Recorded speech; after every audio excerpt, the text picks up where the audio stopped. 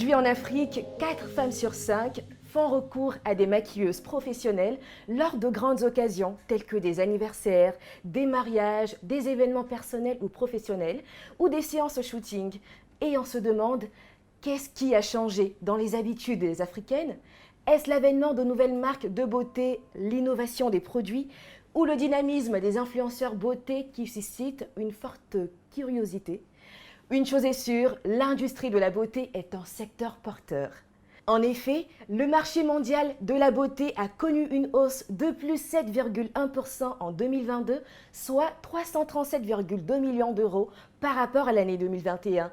Et quant aux produits de maquillage, on enregistre une valeur de 15,7% du marché mondial de la beauté selon l'IFOP. Elle s'appelle Viola Bro Mensah, dit Make-up de vie sur les réseaux sociaux. Cette femme ivoirienne maquilleuse professionnelle est suivie par plus de 500 000 abonnés sur ses différentes plateformes et organise aujourd'hui l'une des plus grandes masterclass de la sous-région avec plus de 1000 femmes formées dans ce secteur. Et finalement, on se demande, est-ce possible d'être maquilleuse professionnelle et vivre pleinement de ce métier? Make-up de vie nous dévoile tout dans votre émission Succès.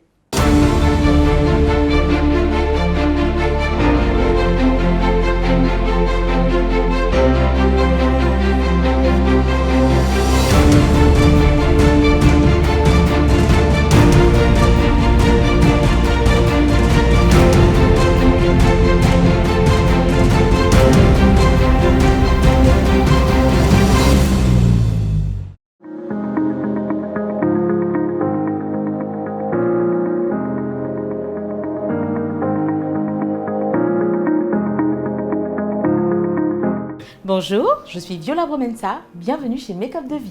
Merci Make-up de vie de nous accueillir aujourd'hui dans ton institut. Vous êtes aujourd'hui une pionnière, je vais dire, du maquillage en Côte d'Ivoire, même aussi en Afrique, parce que vous faites un travail extraordinaire avec vos formations. Et ce qu'on a envie de savoir aujourd'hui, c'est comment Viola Bro Mensah a débuté dans le maquillage. Wow. Alors, ma fabuleuse histoire de maquillage a commencé en 2015. Je suis tombée dedans, comme on dit. Okay. Mais avant, j'avais fait des études, donc assistante de gestion PME-PMI à Paris. Et j'ai décidé de rentrer en Côte d'Ivoire. Donc la tête pleine de rêves.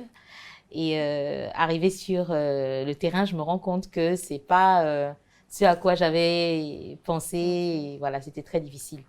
Donc j'ai commencé par la vente de vêtements, donc grande taille. Et tout se passait bien. Et malheureusement pour moi, à une période, j'ai fait une mauvaise affaire où j'ai tout perdu. Donc, je me suis retrouvée complètement sur la paille. Et à mes heures perdues, je me maquillais et je postais des photos de moi maquillée. C'est toujours en 2015? Toujours en 2015. Okay. Donc, je postais des photos de moi maquillée sur Facebook. Okay. Mais quand je dis que j'avais tout perdu, j'avais vraiment tout perdu. J'attendais qu'on m'expulse de chez moi. C'était vraiment et ça catastrophique. Dû à quoi? Alors, j'ai fait une mauvaise affaire. J'ai investi où je ne devais pas. Okay. Oui, voilà. Ça arrive en entrepreneuriat. Où je ne devais pas. Et voilà, je me suis retrouvée sur la paille. J'avais un crédit qui courait. J'ai dû vendre ma voiture pour pouvoir payer mes dettes. Mais enfin, tout ce que vous pouvez imaginer de plus catastrophique. Ouais. Et donc, comme je disais, à mes heures perdues, je postais des photos de moi maquillée sur Facebook. Donc, il y avait un groupe de cheveux crépus où il y avait une rubrique le vendredi. On devait poster des photos de nous. Et je postais mes photos et à chaque fois que je postais, les dames n'arrêtaient pas de me demander comment est-ce que je faisais, comment est-ce que tu fais, montre-nous ta technique, on adore, on adore. Et là, ça a été comme une petite cloche qui a résonné dans mon oreille. Parce qu'à la base, vous êtes autodidacte. Exactement. À la base, je suis autodidacte. Et c'est pour ça que je dis que je suis tombée dedans, justement. Oui, c'est ça. Et donc, les dames n'arrêtaient pas de me demander comment est-ce que je faisais pour me maquiller. Elles me demandaient des conseils, certaines voulaient même des tutoriels. Et je me suis dit, mais pourquoi ne pas surfer là-dessus et pouvoir donner des cours? Et comment ça a été en fait avec vos parents? C'est qu'en Afrique, être maquilleuse, c'est pas vraiment un métier assez vulgarisé et les parents vraiment ne misent pas vraiment sur ce secteur-là. Donc comment ça a été vraiment l'approche avec vos parents? Alors avec mes parents, bon, il faut dire que je suis pas toute jeune non plus. Hein. À cette époque-là, j'étais déjà majeure. J'ai perdu mon père en 97, j'avais 18 ans. Donc, j'ai toujours pris mes décisions un peu toute seule. Ma mère, elle m'a toujours soutenue dans tout ce que je fais. Et je peux dire que savoir me maquiller, tout ça, c'est un peu grâce à elle. Parce que quand j'étais petite, je la voyais se maquiller. Donc, je lui piquais même son maquillage et tout. Donc, lui dire que voilà, je me lance maintenant dans le maquillage, non, elle a pas émis de doute ou autre chose. Donc là, nous sommes en 2015. Mhm. Viola Braud-Mensa en DT, qui en même temps se met en fait dans la formation de maquillage. Comment s'est passée l'épargne pour pouvoir arriver aujourd'hui à de tels résultats? C'est quoi votre technique? Ça a été très long. Ça a été très long parce que déjà, comme je vous ai dit, j'étais endettée, il fallait rembourser ces dettes. Et donc, j'ai commencé d'abord par la formation, en précisant bien à ces dames-là que je n'étais pas professionnelle, puisque j'étais autodidacte, mais vu que ma technique de maquillage plaisait. Donc, ce que j'ai fait dans un premier temps, ça a été de faire un post avec des photos de moi maquillée, où je proposais en fait mes services de formatrice à domicile. Et on devait former des petits groupes. Donc, des petits groupes de 4 ou 5 personnes à 5 000 par personne. Ok. Voilà. Donc, on a commencé comme ça. Et au bout de 2 semaines, je me suis dit, on dirait que cette affaire-là, ça rapporte un peu. Il y a l'argent dedans. Il y a l'argent dedans. Donc, je me suis mise vraiment dedans. Je ne pourrais pas parler d'épargne les premières années. Parce qu'étant endettée, il fallait rembourser ses dettes, se remettre sur les rails et tout. Et il y avait aussi l'investissement au niveau du matériel. Donc, ça s'est fait vraiment progressivement. Progressivement. Voilà. Et la rencontre avec votre amie qui a décidé, enfin, de vous donner en fait un fonds de démarrage, comment ça a été? Alors, à cette époque-là, quand j'ai vraiment décidé de devenir maquilleuse, j'ai vu un peu les prix. Je me suis dit, bon, là, vraiment, j'avais pas les moyens de pouvoir m'acheter tout le matériel. J'ai demandé de l'aide autour de moi. Il y avait personne qui voulait m'aider. Et un jour, mon ami m'appelle. On parle de tout et de rien. Et là, quelque chose me dit, demande-lui. J'avais pas envie qu'on me dise non. Donc, j'avais essuyé que des refus depuis. Et je lui ai posé la question, je lui ai dit, voilà, écoute, je veux me lancer dans le maquillage et j'ai besoin d'aide pour acheter mon matériel et tout. J'ai tout perdu, je me retrouve sur la paille et je ne sais pas quoi faire. Et là, elle me dit, t'as besoin de combien? Tout de suite, elle réagit. Et voilà comment c'est parti. Donc, elle m'a donné 250 000 pour commencer. Donc, je vais chercher les 250 000, je vais acheter le matériel et là, je me rends compte que les 250 000 là ne peuvent pas, ne peuvent pas suffire. Parce que c'est tellement cher. Oui, le matériel coûte très cher. Maquillage. Oui, les produits coûtent très cher et moi, je voulais commencer avec des produits de qualité. Donc, je ne voulais pas acheter des fonds de teint de 1000 francs, non, pas du tout. Et donc, elle m'appelle, après, elle me dit, bon, tu as pu acheter tout ce qu'il te faut et tout. J'ai dit, ah non, l'argent n'a pas suffi, mais bon, je vais commencer avec. Et puis, en travaillant, je vais épargner, acheter. Là, elle me dit, mais écoute, il y a une boutique là sur la rue des Jardins. Allons-y, tu vas aller voir et puis tu prendras les prix. Donc, je dis, j'ai pas envie d'aller voir des choses que je peux pas acheter. Elle me dit, mais non, allons-y. Et quand j'arrive à la boutique, dès qu'on rentre, elle me dit, prends tout ce qui te manque. Donc... Quel genre d'amis, ça? Il y en a pas beaucoup, après, vraiment. Vous me filez son contact. Elle m'a dit, prends tout ce qui te manque. C'est très aimable. Et cet argent-là, je te demanderai jamais de me le rembourser. Au passage, je lui fais un gros coucou. Bisous, Rachel. Quand même. Bisous, Rachel. Plein de bisous. Vous êtes une amie formidable. Oui, franchement, vraiment. C'est incroyable. Ouais, elle m'a dit, prends tout ce qui te manque. Je te demanderai jamais de me rembourser cet argent-là. Et voilà. C'est comme ça que vous avez démarré. Exactement. Et aujourd'hui, vous avez un local. On sait qu'en tant que make-up artiste, vous partez vraiment vers les clientes. Vous vous déplacez, donc pas besoin d'avoir un local. Donc, jusqu'à ce jour, vous avez maquillé combien de personnes? Combien de mariés par jour? Alors, au niveau du maquillage, on a des périodes. C'est qu'on a des périodes de basse saison et on a des périodes de haute saison. Donc, vraiment, si je veux partir sur une moyenne, je sais pas, annuelle ou, oui, on va dire mensuelle d'abord et après annuelle. Mensuelle, je dirais peut-être une vingtaine de mariés par mois. Pour des tarifs de 150 000. 150 000 francs pour le maquillage. Mais en même temps, 150 000, ce tarif-là, je le fais depuis 2 ans. Ok. Mais je n'ai pas commencé avec 150 000. Je crois que quand j'ai commencé, c'était 50 000. Okay. 35 000 ou 50 000 quand j'ai commencé. Okay. Non, 50 000. 50 000. Ouais. Okay. J'ai commencé avec 50 000. Et puis, au fil des ans, quand mon maquillage a commencé, ma technique a commencé à s'améliorer et tout, Et j'ai fait aussi des formations. Oui, en parlant de Donc, ça, vous êtes formée encore. oui, je me suis formée. Alors déjà, comme je vous disais, quand j'ai commencé maquilleuse, j'ai commencé ce métier-là, j'étais autodidacte. Et en 2018, vraiment, il fallait que je parte faire une formation. Pour moi, c'était important. Il suffit pas de se former sur YouTube ou voilà, de regarder des tutoriels, ça ne suffit pas. C'est vrai. Voilà, on ne montre pas tout dans les tutoriels. Donc, je suis allée me faire former au Nigeria et chaque année, je vais me faire former au Nigeria. Voilà. Ok, c'est parfait. Bravo à vous. Donc, on va dire approximativement 1600 personnes que vous avez formées depuis 2017 jusqu'à ce jour. C'est vraiment énorme. Félicitations pour ce que vous Merci. faites. Est-ce que ce métier de maquilleur ou maquilleuse fait vivre son homme aujourd'hui? Oui, le métier de maquilleur fait vivre son homme. C'est un métier qui est très, très rentable.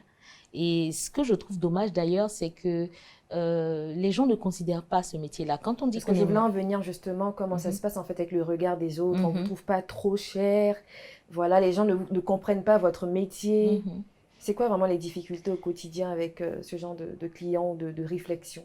Alors, je peux dire aujourd'hui, le regard sur les maquilleurs a beaucoup changé. Avec l'avènement des réseaux sociaux, voilà, les influenceurs et tout ça, le regard est un peu différent. Sinon, quand j'ai commencé, c'est un métier où, voilà, on ne nous considère pas. On se dit que le maquilleur, c'est celui qui a raté ses études, un peu comme le coiffeur. Et voilà, on cherche tout de suite un petit métier à faire. Alors qu'en Europe, c'est vraiment un métier très, très professionnel, un métier vraiment que tout le monde respecte. Mais en Afrique, ici, il a fallu du temps. Mais aujourd'hui, je pense que les mentalités sont en train de changer avec le boom des maquilleurs, des maquilleuses sur les réseaux. Du coup, vous avez une équipe? Oui. Alors, j'ai une équipe de 7 personnes. Donc, 7 jeunes femmes. Je travaille avec des indépendantes. Donc, c'est des personnes que j'ai formées moi-même. Vous n'avez pas peur de ce volet-là? Ah non, pas du tout. Pas du tout, parce qu'en fait, si vous voulez, je recrute mes filles quand j'organise des classes. Wow. Ouais. Donc voilà, ce sont des personnes de mon équipe. Donc je ne suis pas allée les chercher ailleurs, pas du tout, parce que je fais régulièrement des formations, dont des formations pour professionnels. Et en général, je prends les premières ou en tout cas le trio, ou même parmi les 10 même parfois, les 10 meilleurs. Oui, c'est extraordinaire ce que vous faites. Et j'ai envie de demander quelle a été la pire expérience vécue dans votre métier jusqu'à ce jour. C'est-à-dire que là, vous êtes assis, non, c'est bon, j'abandonne, je pars. C'est quelle situation qui vous a fait, en fait, mis hors de vous? Alors déjà, il faut rester professionnel. C'est ça. Donc, même si on nous énerve, on doit rester calme et garder toujours le sourire. Donc, on peut crier après. Mais là, on est professionnel. Là, voilà, on est professionnel. J'ai eu plusieurs cas. Je peux dire, il y a un cas qui m'a le plus choquée. J'avais rendez-vous, je devais maquiller une jeune dame. J'arrive chez elle, elle n'est pas là. Et donc, la femme de maison m'installe dans le salon. Donc, je suis assise, j'attends. Et 5 minutes après, elle revient. Elle me dit « Hé, ma chérie ». Donc, quand elle dit « Hé, ma chérie », je ne réagis pas. « Ma chérie ». Je lève la tête, je dis « Moi ?» Elle me dit « Oui ». Elle dit « Il faut te lever ». Je dis « Pardon ?» Elle me dit « Il faut te lever ». Que madame dit « Il ne faut pas que tu t'assoies dans ces fauteuils ». D'accord. Donc, j'étais tellement choquée.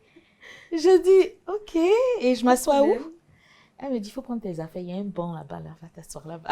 Madame dit de ne pas s'asseoir. Voilà, je ne suis pas digne de m'asseoir dans les fauteuils. Donc, je me suis levée avec mon matériel, j'ai souri et je suis allée m'asseoir. Dans ma tête, je me suis dit, mais ce salon-là, par rapport à mon salon, vraiment, il n'y a pas photo, mais il n'y a pas de problème. J'ai rien dit, j'ai pris mes affaires, je suis allée m'asseoir sur le banc à l'extérieur. Donc, à l'entrée, carrément, dans la cour, quoi. Dans la cour, oui. Et la jeune fille qui vient, donc, quand elle vient, elle me suit sur les réseaux sociaux, elle me connaît, elle connaît la notoriété et tout. Donc, dès qu'elle rentre, elle dit, mais madame, qu'est-ce que vous faites là? Pourquoi est-ce qu'on vous a pas fait asseoir dans le salon et tout? Donc, elle engueule maintenant l'employé de maison. Mais pourquoi tu mets la dame là ici? Tout ça là. Installe-la dans le salon. Il dit, madame, excusez-moi, je monte rapidement, on va vous installer et tout. Donc, la fille de maison qui revient, qui dit, madame, suivez-moi. Ça m'a fait rire. Tout à l'heure, elle m'avait appelé comment avant? Elle m'avait appelé ma chérie. Et là, maintenant, je suis devenue madame. C'est ça. Et moi, j'aimerais vraiment louer votre attitude parce que c'est pas évident aujourd'hui. On va avoir des personnes qui allaient réagir du tic au tac, mais vous êtes resté professionnel. Je pense que vraiment, dans ce secteur, il faut vraiment apprendre à être humble et à se dire que peu importe ce qui se passe, le client est roi, même avec la manière, il faut se mettre quand même au-dessus. Vous avez pu bien réagir tout à l'heure, c'est très bien. Et l'autre point, c'est effectivement, il y a des bad, mais aussi des meilleures expériences. Quelle a été la meilleure expérience que vous avez vécue? Oh, c'est difficile de trancher entre les deux, mais de façon générale, il y a certaines mariées qui nous accueillent dans leur famille comme si on était des membres de la famille. Donc, quand on arrive, on s'occupe bien de nous, surtout quand on nous garde toute la journée. Et donc, elles vont venir, vous avez bien mangé, ça va. Et puis, tout de suite, il y a le contact, on va discuter, rigoler. Vous n'avez même plus envie voilà, de rentrer et tout. Il y a vraiment une connexion, une fusion qui se crée. Et je peux dire de façon générale, c'est ce qui m'a le plus marqué. Aujourd'hui, être maquilleur ou maquilleuse, est-ce que c'est vraiment du suivisme ou un effet de mode? Parce qu'on voit beaucoup de maquilleurs, de maquilleuses qui naissent chaque jour. Est-ce que c'est vraiment parce que ma copine, elle est maquilleuse, que moi, je le fais? Quel regard, en fait, vous jetez sur ce... Alors, c'est un peu difficile pour moi de répondre à la question parce que je me rappelle qu'à mes débuts, quand j'ai décidé de me lancer, il y avait un groupe de maquilleuses qui m'ont attachée, comme on dit chez nous, et qui disaient que voilà, je venais bafouer la profession parce qu'elles avaient fait des études et moi j'arrive. Elles avaient même fait un post où elles avaient mis quand tu deviens boulanger, tout le monde devient boulanger. Ok. Donc, c'est pour ça que c'est un peu difficile pour moi de répondre. Quand j'ai commencé à faire des classes, il y avait peut-être des toutes petites classes, mais des classes même à mon échelle, même à mes débuts, il n'y en avait pas. Et qu'on dise que voilà, je décide de venir à ce métier-là, parce qu'elles étaient des devancières, donc du coup, moi, je veux devenir maquilleur, non. Il y a un peu de tout, de toute façon, dans ce milieu-là. Il y a des personnes qui viennent à ce milieu-là parce que, voilà, elles sont passionnées, elles ont envie mais en fait, selon vous, il faut être d'abord autodidacte, après se former, ou est-ce qu'on peut déjà attendre de se former d'abord avant d'être maquilleuse? Donc, il y a certaines, par exemple, qui viennent en formation et qui me disent « j'ai jamais maquillé, donc je veux devenir maquilleuse ». Donc, moi, ma première question, c'est « mais pourquoi vous n'avez jamais maquillé, pourquoi est-ce que vous voulez devenir maquilleuse ?» Non, parce que c'est rentable. Voilà, non. Déjà parce que c'est rentable, mais elles vont pas vous dire que c'est rentable déjà, elles vont vous dire non, je suis coiffeuse par exemple, et j'ai envie d'apprendre le maquillage pour compléter. Mais tu peux avoir un art dans la coiffure, mais ça veut pas dire que dans le dessin, parce que pour moi le maquillage c'est du dessin, tu vas avoir ce doigté là-bas. Voilà, il y a certaines comme ça, il y a d'autres qui font rien, non, j'ai rien à faire, donc je travaille pas, donc je veux apprendre un métier. Donc il suffit pas de vouloir faire ce métier-là, mais il faut avoir cet art-là déjà, et on va développer cet art-là dans la formation en fait. Et vous faites aujourd'hui l'une des plus grandes masterclass ou formations même de la sous-région. Comment, en fait, les marques ont pu vous faire confiance, vous? Quelle était votre particularité pour aujourd'hui avoir autant de monde? Quelle était votre stratégie, la communication? Parce que vous communiquez de manière excellente aussi sur les réseaux sociaux. Quelle était votre force? Alors, là, vraiment, ça s'est fait progressivement. Parce que déjà, comme je vous disais, je faisais mes petites formations, j'ai commencé à maquiller et tout. Mais loin de moi l'idée à l'époque de faire des classes à cette échelle, pardon. Donc parce que nos classes comptent en moyenne une centaine de personnes, voire plus, et des gens qui viennent de partout dans le monde pour participer. Et donc à force de travailler avec leurs produits et puis commander leurs marchandises, je me rappelle, il y a une marque, je ne sais même pas si j'ai le droit de la citer, mais il y a une marque nigériane, Flawless à l'époque. J'avais pris des flacons, parce que j'étais partie au Nigeria. J'avais pris une centaine de flacons de fond de teint. Et j'arrive à Abidjan, je fais un tutoriel avec un des flacons. En 24 heures, je vends les 100. Incroyable.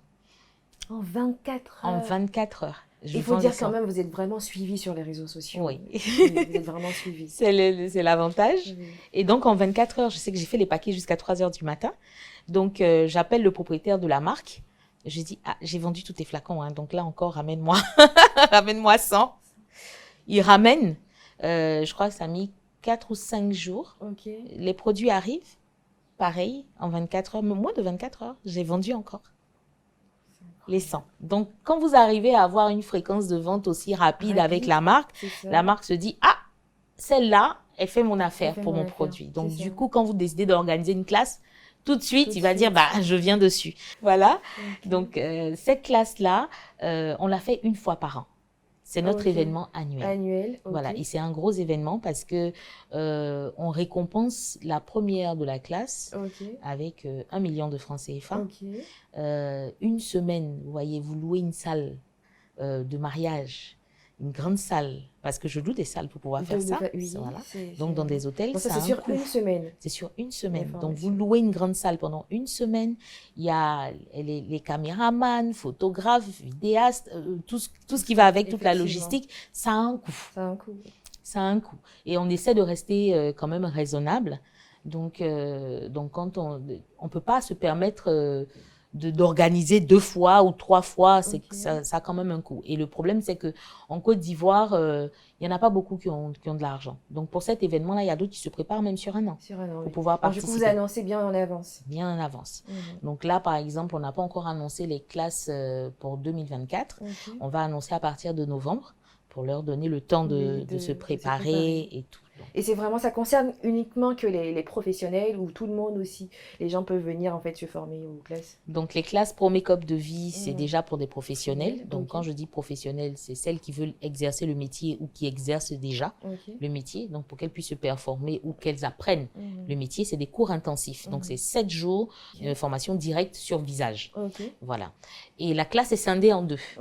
Donc on a les débutantes d'un côté et celles qui sont déjà du métier de l'autre. 2 programmes différents en une fois. Donc, c'est beaucoup de travail en une semaine. Et pour les débutantes, celles qui ne savent pas se maquiller, vous faites également des cours pour ces... Oui, pour celles qui veulent apprendre à se maquiller elles-mêmes, pour des particuliers. Oui. En général, je fais 4 classes par an. C'est ce que je faisais habituellement. Mais là, depuis quelque temps, mon programme est tellement lourd. Cette année, on n'a pu faire qu'une seule. Que je n'ai malheureusement pas pu organiser de classe, faire le programme que j'avais prévu pour les particuliers. Donc, on a pu faire une grande classe dernièrement. Voilà, et maintenant là, c'est plus les professionnels. Parce que là, au mois d'octobre, on part au Burkina. On a une classe pro prévue au Burkina. J'ai décidé de sortir un peu du pays.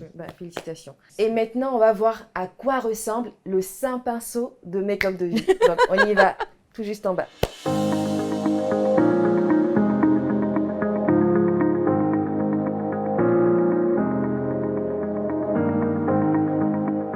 Donc là, situation en temps réel avec Make-up de vie. Donc là, c'est vraiment votre univers avec une jeune demoiselle que vous allez sublimer. Donc là, en temps réel, comment ça se passe avec une cliente, quand vous recevez une cliente? D'accord. Bah, déjà, quand on la reçoit, on lui demande pourquoi. Quel type de maquillage, voilà, quel type de maquillage elle voudrait faire. Et puis on l'installe et on commence. Donc voilà, maintenant, en fonction de la forme de son visage, de la tenue qu'elle va porter et de ce qu'elle souhaite, on essaie de trouver le juste milieu. Et là, qu'est-ce que vous voyez? Qu'est-ce que vous allez proposer tout à l'heure? Alors, on va faire ce que tout le monde aime en ce moment, le nude. Donc, on va se faire un petit maquillage nude. D'accord, voilà. On y va? Oui. Donc, on va déjà commencer par nettoyer le visage. Il faut vraiment travailler avec des mains propres. Et surtout, en parlant d'hygiène pour la maquilleuse, comment ça se passe? Est-ce qu'il faut avoir toujours les mains avec des gants pour ne pas en fait déranger? Je finis de manger mon garba et puis je viens mettre mes doigts sur le visage de la cliente. Quelles sont les mesures d'hygiène? Bon, travailler avec les gants, sincèrement, moi, je n'y arrive pas. Donc, c'est très difficile. On travaille avec la peau, donc le consentir les choses, c'est pas évident. Certaines personnes y arrivent, mais moi, personnellement, non. Mais comme j'ai dit tout à l'heure, il faut avoir les mains propres. Donc déjà, avant de la maquiller, je me suis déjà lavé les mains et tout. Et voilà. Donc. Et en ce qui concerne les produits de maquillage, comment vous arrivez à connaître les qualités? On va dire la qualité du produit. Est-ce que vous faites des études de dermatologie? Alors non, je n'en ai pas encore fait. Mais concernant la qualité des produits, déjà, comment je faisais avant pour acheter mes produits, j'allais sur YouTube et je tapais recommandations, ou bien produits de l'année. Voilà, donc il y a certaines maquilleuses ou youtubeuses qui présentent les produits qu'elles ont utilisés. Ok. Donc, en fonction, voilà. Sinon, pas j'achète. forcément obligé de faire une étude de dermatologie Non, pour je dirais connaître pas le type de produit. Surtout, il y a d'autres qui utilisent des fonds de teint et après, on remarque des irritations. Comment ça Mhm, se passe dans ce... Des peaux grasses, des mhm. peaux... Voilà. Au niveau du choix des produits, il faut prendre des produits hypoallergéniques. Donc, au moins des Ok. produits où vous êtes sûr que la personne ne fera pas de réaction allergique, en fait. Mhm. Voilà. Donc, et puis des produits sans matière grasse et tout. Je pense que être maquilleuse, même si on fait des formations pratiques, il faut quand même se documenter un peu. C'est vrai. Voilà, donc aller sur Internet, essayer de taper produits, composition, voilà, se renseigner, comment C'est faire ça. avec un maquillage pour ne pas avoir des comédons ou des boutons. Des boutons, Vous avez oui. toujours des petits conseils et vous pouvez les suivre. Ok. Donc là, c'est l'étape de l'épilation. C'est ça. Vous avez porté vos lunettes pour bien voir Ok. les sourcils. Ok. Donc là, en fonction de la forme du visage de la cliente, vous dessinez les sourcils. Exactement. Elle, par exemple, dans son cas, ce sera quel type ou quelle forme de sourcils? Non, je vais suivre sa courbe naturelle, je vais Naturel. remonter juste un peu. Ok. Qu'est-ce que vous aimez dans le maquillage? Ouh, la fin. La fin. J'aime voir à la fin comment la cliente est sublimée, comment elle a changé et tout, c'est la fin. Les étapes de transformation là sont un peu, pour quelqu'un qui s'y connaît pas, on met du blanc partout, ça choque un peu. Donc, moi, c'est vraiment la fin. Aussi, le fait de pouvoir s'arrêter tout le temps comme ça, constamment, est-ce que ça ne crée pas en fait des problèmes à la longue? Ah, ça crée beaucoup de problèmes. Problèmes au dos, on a super mal aux hanches, on a les pieds qui J'imagine. gonflent. J'ai des douleurs qui partent du bassin jusqu'au genou. C'est un métier qui n'est pas facile, hein. Pas du tout. Quand même. Est-ce qu'il y a des remèdes pour ça? Bah, Qu'est-ce qu'on conseille aussi? déjà, il y a certains qui nous disent, quand on va voir des médecins, ils nous disent de porter des ceintures. Bon, c'est pas évident. Ouais. Mais les plus gros problèmes, c'est à la longue, en prenant de l'âge, que tout va vraiment se déclarer, quoi. Mais Donc du sinon, coup, il faut être vraiment passionné par ce milieu-là pour pouvoir vraiment embraser une carrière dedans, tout simplement. Donc. c'est exactement ça. Parce qu'elles viennent, elles se disent, oh, il y a des sous dedans, donc je vais faire et tout, machin. Mais Et là, il y a beaucoup de problèmes. oui. Beaucoup de Et là, on problèmes. aimerait savoir pourquoi vous aimez le maquillage, vous. Donc, vraiment, c'est quelque chose on peut pas expliquer. On peut pas expliquer, j'arrive pas, je peux pas expliquer quelque C'est chose que votre j'aime. passion, on va dire. Exactement. Je ressens le maquillage déjà depuis petite. Comme je disais, là, ma mère, elle aussi passionnée de maquillage, elle se maquillait tout le temps. Je la regardais, je me rappelle à l'époque, je la voyais sur sa coiffeuse, devant sa coiffeuse, en train de se maquiller et tout. Et finalement, je suis tombée dedans C'est et ça. je vis le maquillage. vivez Et le le maquillage m'a maquillage. tellement apporté. C'est pour ça que j'ai appelé ça make-up de vie. C'est ma nouvelle vie, c'est ma passion, make-up vivant. Vraiment, le vie veut dire plein de choses, tout plein de C'est choses. ça. Vraiment, aujourd'hui, Make-up de Vie, vous faites un travail remarquable et on l'aperçoit aussi sur votre, on va dire, sur vos différentes plateformes, votre communauté. Et en tant que maquilleuse, vous avez su bâtir justement une communauté forte sur les réseaux sociaux. Comment vous êtes arrivée en fait à ce résultat? Alors, la période à laquelle je me suis lancée, c'était un peu le boom de Facebook. Donc, je peux dire que j'ai suivi le Le mouvement. mouvement, oui. Voilà, j'ai appris et après, ça a été un peu plus facile. Il faut dire que j'ai une aisance aussi devant la caméra. C'est assez facile pour moi de m'exprimer devant du monde. Et voilà, donc sur les réseaux sociaux, c'était très facile, les directs et tout ça. Je pense que c'est les directs aussi, le fait d'interagir avec les autres, parce que j'aime bien ça. C'est ça. Être en contact avec, ça. avec les clients, pouvoir parler et Ouais, tout. ouais. Et quand on aime la chose, c'est tellement facile de parler de ce qu'on aime. Donc, Oui. si je suis ce que je suis aujourd'hui, c'est vraiment grâce aux réseaux sociaux. Donc, la clientèle que j'ai vient à, je peux dire même aujourd'hui, hein, 90%. Des réseaux sociaux, Voilà. c'est pas du bouche à oreille. Non, il y a le bouche à oreille, c'est vrai, mais les réseaux sociaux. Et même quand c'est le bouche à oreille va aller sur les réseaux pour confirmer ce qu'on dit. Donc, c'est vraiment, vraiment les réseaux sociaux. Il existe des personnes qui disent que le maquillage n'est pas naturel. Que direz-vous à ces personnes? Mais ces personnes ont raison. En raison, c'est pas naturel. Le maquillage, c'est pas naturel. On peut avoir un effet qui fait naturel, mais ça sera jamais, Mais jamais comme quand vous naturel. n'êtes pas maquillé et tout. Non, le maquillage, c'est quelque chose qu'on rajoute. Donc, à partir du moment où on met de la matière, ce n'est plus naturel. C'est vrai, c'est pas voilà. naturel. Et il y en a d'autres aussi qui sont complexées parce qu'elles ne savent pas se maquiller. Parce que c'est vrai, on n'a pas dit d'être maquilleuse professionnelle, mais quand même de pouvoir au moins se maquiller, faire un maquillage de tous les jours. Et ces femmes-là sont par moments complexées. Qu'est-ce que vous pourrez dire à ces femmes? Crayon. Quand on ne sait pas se maquiller, qu'est-ce qu'on fait? Et qu'on aime le maquillage. Qu'est-ce qu'on fait, mesdames? On apprend à se maquiller tout simplement. Donc, on prend des cours. Je voudrais une lingette, s'il te plaît. On prend des cours de maquillage. C'est tout. J'organise souvent des cours pour des ateliers pour particuliers, donc pour les personnes qui veulent apprendre à se maquiller elles-mêmes. Et il existe aussi une association pour les maquilleurs où est établi tous vos différents tarifs, vos droits, des réglementations, des trucs comme ça. Ça existe en Côte d'Ivoire? Oui, il y a l'association des maquilleurs qui s'appelle AMSI. Donc, l'association des maquilleurs de Côte d'Ivoire, où là-bas, justement, il y a une réglementation avec un tarif forfait minimum qu'une maquilleuse, normalement, doit pratiquer. Je pense que c'est vraiment important aujourd'hui d'avoir quand même une association, hein. Oui. Au cas où il y a des difficultés, il y a des problèmes. Mais c'est tout ça, en fait, qui permet de donner du poids, en fait, à ce métier. À ce métier, oui. Voilà, parce que c'est un peu, comme je disais, la majorité des personnes qui viennent à ce métier-là sont autodidactes. Et donc là, à partir du moment où on fait des formations, on les aide. Et maintenant, il y a tellement de formations pour les aider, non seulement à gérer leur entreprise, en plus d'apprendre le métier, elles apprennent à gérer leur entreprise. Et si, en plus de ça, elles font partie d'une association, elles vont grandir dans l'association. Donc, c'est super, oui. Ouais, l'association aide beaucoup, oui. Et je dirais, qu'est-ce qui vous différencie, vous, des autres maquilleurs? Waouh! Quand même. Ah, ça! Chacun a sa particularité. Chacun a sa particularité. Je peux pas dire que je sais pas. Est-ce vos produits, parce que c'est vraiment de l'art aussi, est-ce que c'est votre précision, votre sens du détail? Alors déjà, je suis dans le détail et puis je peux dire j'aime pas me comparer aux autres maquilleuses, mais chez moi, C'est très sage. Voilà. Moi, chez moi, en tout cas, je suis vraiment dans le détail. Je maquille les personnes comme si j'étais en train de me maquiller. Je ne veux pas dire que je copie ce que je fais sur mon visage, mais je n'aimerais pas, par exemple, avoir des démarcations ou avoir un teint qui ne va pas. Et puis, ce que les gens aiment chez moi, comme on me dit en général, c'est que je ne transforme pas.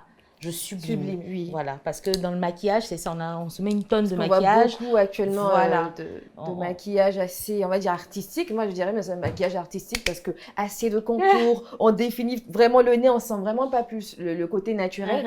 Et vous, justement, on voit vraiment une personne qui est maquillée, mais pas plus. Bon, le fond de teint. franchement, disons-nous la vérité. Oui. Ça, pour le moment, Oui, là, pour le moment, là, on est encore en transformation. Il y a beaucoup de mais quand matière. même, ça fait pas too much. Voilà. Ça fait pas too much. Le fond de teint, c'est pas différent de sa teinte. Donc, c'est vraiment très, très bien. Et aussi, dans ce domaine, est-ce qu'il faut être constamment en train de se perfectionner? Parce que c'est vrai que dans votre milieu, les choses avancent super vite. Oui. Avec les Américaines, avec les Européennes, il y a tout le temps de nouvelles techniques. Est-ce que justement pour être à la mode, ou on va dire pour être assez sollicité comme vous, il faut pouvoir s'adapter justement à ces nouvelles tendances? Alors, c'est très important, c'est une très bonne question. Parce que les tendances, justement, bougent, changent. Et il faut se mettre constamment à jour. Il faut se mettre constamment à jour. Il faut apprendre des nouvelles techniques, pardon. Il faut tout le temps se former. Tout le temps se perfectionner. Donc, moi, chaque année, je pars en formation. Vous voyez, on ne finit jamais d'apprendre. On ne finit jamais d'apprendre. Malgré qu'elle a 500 000 abonnés sur ses réseaux, elle est aujourd'hui une grande maquilleuse, on va dire, de la sous-région. Elle continue de se former. On continue de se former. C'est ça, parce qu'en fait, elles se disent quand elles font la formation, j'ai fait une formation, je sais tout. Je sais déjà maquiller, c'est fini. Alors que ce n'est pas ça. Dans le maquillage, chaque année, il y a de nouvelles techniques. Donc, tu es bien obligé de te performer. Donc, il faut prévoir ça dans ton plan financier. La formation, c'est très important. Et moi, en plus, qui donne des formations, c'est pas pour leur montrer toujours la même chose. Donc, chaque année, fois, on doit changer. Voilà. Donc, c'est pour ça que j'ai plusieurs élèves qui reviennent parce qu'elles savent que quand elles vont revenir, elles vont apprendre de nouvelles techniques.